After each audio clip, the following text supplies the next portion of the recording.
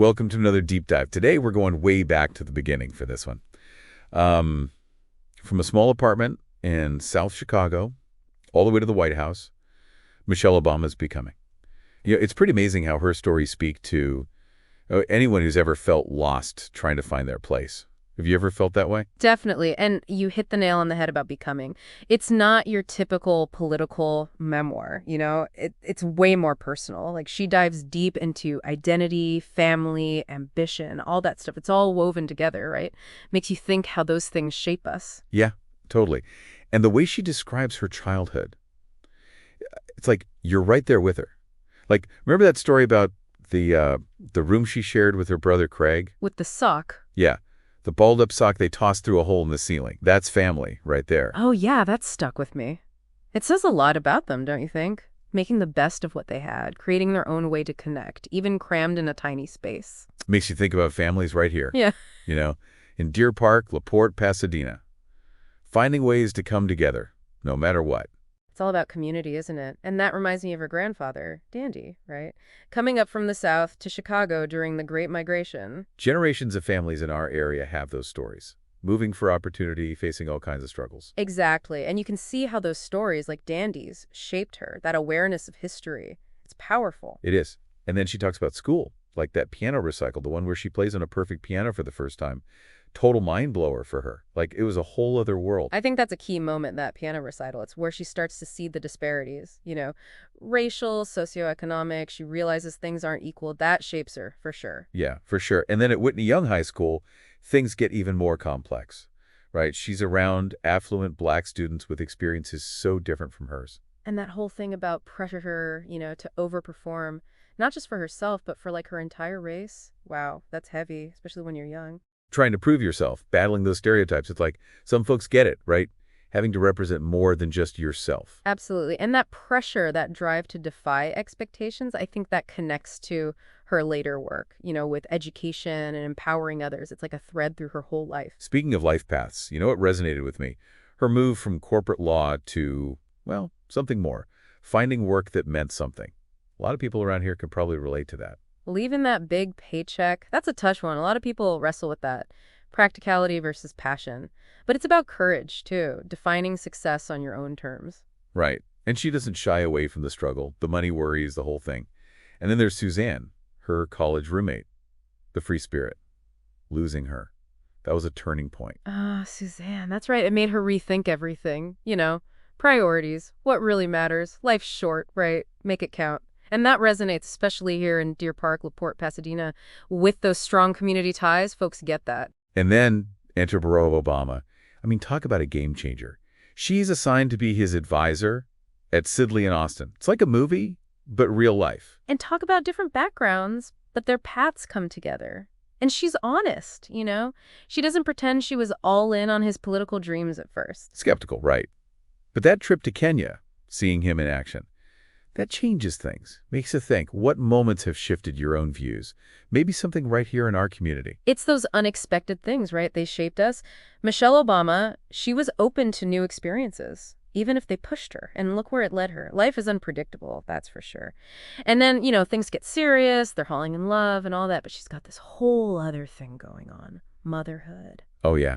Talk about a juggling act. Motherhood, career, and her husband's on this political rocket ride.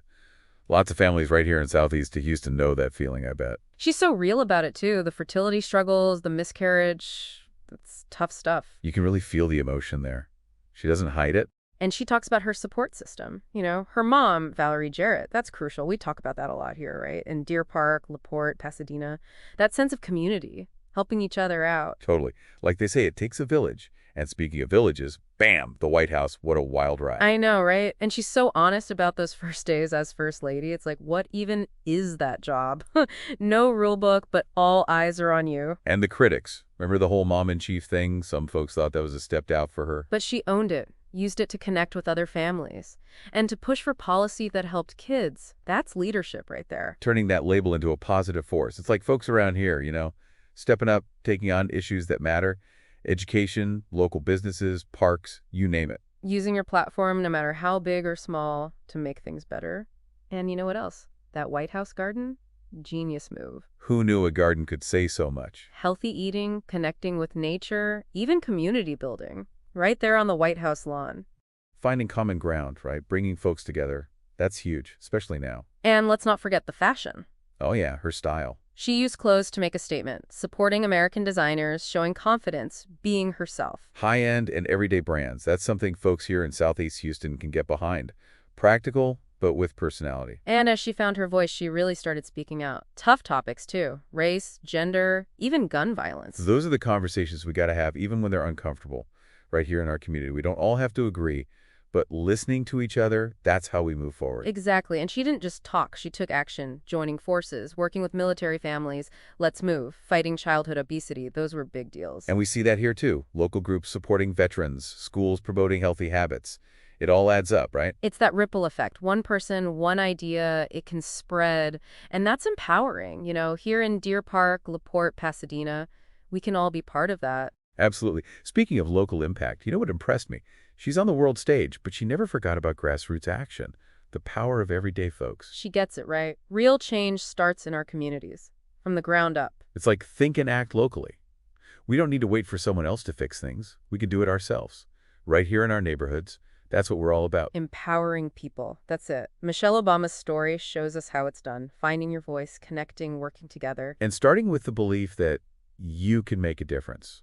Even the small stuff matters. She talks about that, Little acts of kindness, they add up. We can all contribute. And sometimes those little things, they set off a chain reaction. That's powerful. It's about more than just doing big things. It's about realizing we all have the power to make a difference right where we are in our communities.